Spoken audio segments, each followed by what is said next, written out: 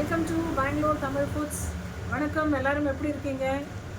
இன்றைக்கி வந்து ஒரு 15 கேஜி அளவுக்கு புளியோகரை பவுடர் பண்ணியிருக்கோம். இது காலியாகி ஆல்மோஸ்ட் ஒரு 4-5 டேஸ் ஆகிடுச்சு. ஸோ இன்றைக்கி ஃபைனலாக ரெடி பண்ணிட்டோம். இன்றைக்கி இது டெலிவரிக்கு அனுப்பணுமா இருக்குது.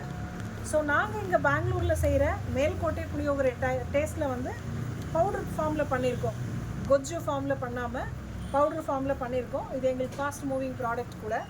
பின்ன எங்களுக்கு வந்து ஃபுட் அவுட்லெட் இருக்குது, க்ளவுட் கிச்சன் மாதிரி. இங்கேயே வந்து சாப்பிட்றவங்களும் இருக்காங்க, பார்சல் பண்ணி வாங்கிட்டு போகிறவங்களும் இருக்காங்க. ஸோ அந்த அவுட்லெட்டில் இன்றைக்கி ட்ரையல் பேசிஸ், இந்த பேட்சோட ட்ரையல் பேசிஸ் பண்ணியிருந்தோம். ஸோ ரொம்ப நல்லா வந்தது டேஸ்ட்டு. இது சமைக்கிற விதம் வந்து ஒரு 5-6 வயசு குழந்தைங்கலேருந்து பெரியவங்க வரைக்கும் ரொம்ப ஈஸியாக பண்ணிடலாம். ஜஸ்ட்டு சூடாக சாதம் எடுத்துகிட்டு அந்த சாதத்தில் இந்த பொடியை கலந்து இதுக்கு மேலே வந்து கொஞ்சம் எள்ளெண்ணெய் இல்லைனாக்கா கடலை எண்ணெய். ஸோ இது ரெண்டில் ஏதாவது ஒரு எண்ணெய் போட்டுட்டு கொத்தமல்லி கருவேப்பிலை கட் பண்ணி போட்டு மிக்ஸ் பண்ணாக்கா நம்மளோட புளியோதரை ரெடி ஆகிடுச்சு. அவ்வளோவே தான், ரொம்ப ஈஸி மெத்தட். இது யார் வேணுனாலும் செய்யலாம்.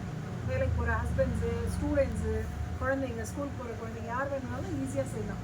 ஸோ உங்களுக்கு யாருக்காவது இந்த மாதிரி கர்நாடகாவில் நாங்கள் இங்கே பெங்களூரில் செய்கிற மசாலா பவுடர்ஸு, பிசிபெளே பாத்து, வாங்கி பாத்து, chicken masala, mutton masala, egg gravy masala, kebab masala, sambar powder, எல்லா விதமான மசாலா பவுடர்ஸு, ஸ்பெஷலில் பிரியாணி மசாலா, கரம் மசாலா எல்லாமே எங்கள்கிட்ட கிடைக்கும்.